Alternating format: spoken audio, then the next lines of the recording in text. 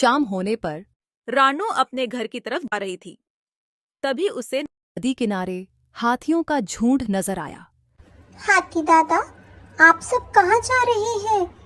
क्या जंगल पे नई मुसीबत आई है? रानू चिड़िया, हम सब जंगल छोड़ के जा रहे हैं। क्यों हाथी दादा, ऐसा क्या हो गया? रानू चिड़िया, तुम्हें तो पता है हर जंगल में इतनी बारिश हुई, पर हमारे जंगल में एक बूंद भी पानी नहीं बरसा। देखो ये नदी कैसे सूख गई है। बाकी पक्षियों के मुकाबले हमें ज्यादा पानी की जरूरत है। हाथी दादा, आप बिल्कुल सही कह रहे हैं। हमारे जंगल में इस साल बारिश नहीं हुई।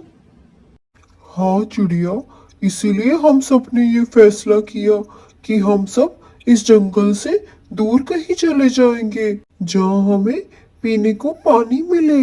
पानी ना होने के कारण धीरे धीरे सब पक्षी और जानवर यहाँ से चले जाएंगे। शायद आप ठीक कह रहे हैं हाथी दादा। हम पक्षी पानी के बिना कैसे रहेंगे? मैं अभी जाकर शेर खान से बात करती हूँ। ठीक है रानू चिड़िया, हम कुछ दिन शेर खान के फैसले का इंतजार करेंगे, और अगर बारिश ना आई तो हम इस जंगल को छोड़कर चले जाएंगे। सब जानवरों और पक्षियों की समस्या को बताने रानू चिड़िया शेर खान के पास जाती है। जंगल के राजा की जय हो। राजा जी, जंगल पर बहुत बड़ी मुसीबत आ गई है। क्या हो गया रानू चिड़िया, तुम इतनी घबराई हुई क्यों हो? राजा जी, जंगल के सब पक्षी और जानवर इस जंगल को छोड़ने की बात कर रहे हैं। हाथियों का झुंड भी इस जंगल से जाना चाहता है, क्योंकि इस साल हमारे जंगल में बारिश नहीं हुई। ये तुम क्या कह रही हो रानू चिड़िया? हाँ, ये सच है। इस साल इस जंगल में बारिश नहीं हुई। मैं आज ही चील सिपाही को बादलों के पास भेजता हूँ। जंगल के राजा को सारी समस्या बताकर रानू वहाँ से चली जाती है। वहीं शेर खान भी अपने सिपाही चील को बादलों के पास भेजता है। बादल भैया, मुझे जंगल के राजा शेर खान ने आपके पास भेजा है। बताइए चील जी, क्या संदेशा है जंगल के राजा का? बादल भैया, हमारे राजा चाहते हैं आप इस साल भी हमारे जंगल में खूब वर्षा करें। हमारे जंगल के पक्षी और जानवर आपकी बरसात के लिए तरस रहे हैं। जंगल के सब नदी और तालाब भी अब सूख चुके हैं। अगर आप न बरसे तो हमारे जंगल के पक्षी और जानवर हमारे जंगल को छोड़कर कहीं और चले जाएंगे।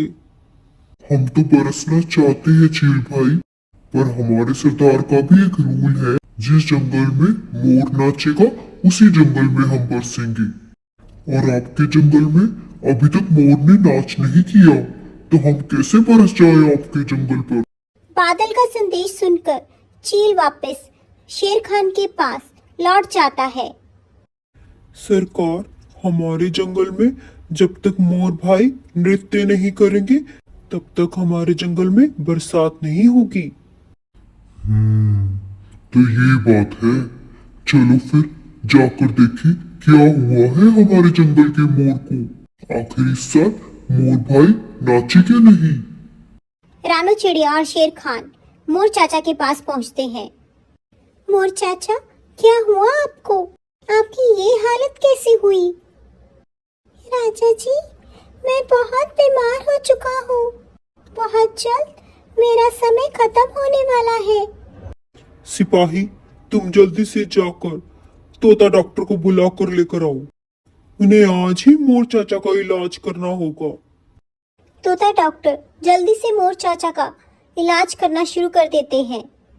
वो अच्छी तरह से मोर चाचा की जांच करते हैं और सबको बताते हैं। इनको फ्लू हुआ है। मेरे इस इंजेक्शन से इनकी तबीयत में आराम आएगा, लेकिन आप सबको इनका बहुत ध्यान रखना होगा। इन्हें समय समय पर अच्छा खाना देना होगा। कुछ ही दिनों में ये पूरे तंदुरुस्त हो जाएंगे। ऐसे ही कुछ दिन निकल जाते हैं। मोर चाचा की तबीयत में भी सुधार आने लगता है। रानू चिड़िया ने भी मोर चाचा की बहुत सेवा की। उन्हें हर वक्त ताज़ा खाना दिया, जिससे मोर चाचा के शरीर में ताकत आ गई। और बादल भी खुश होकर मोर चाचा का नृत्य देखकर खूब बरसे। इस तरह जंगल की परेशानी भी दूर हो गई। हाथियों के झुंड ने भी अब जंगल को छोड़ने का फैसला छोड़ दिया। एक बार फिर सब पक्षी और जानवर जंगल में खुशी खुशी रहने लगे।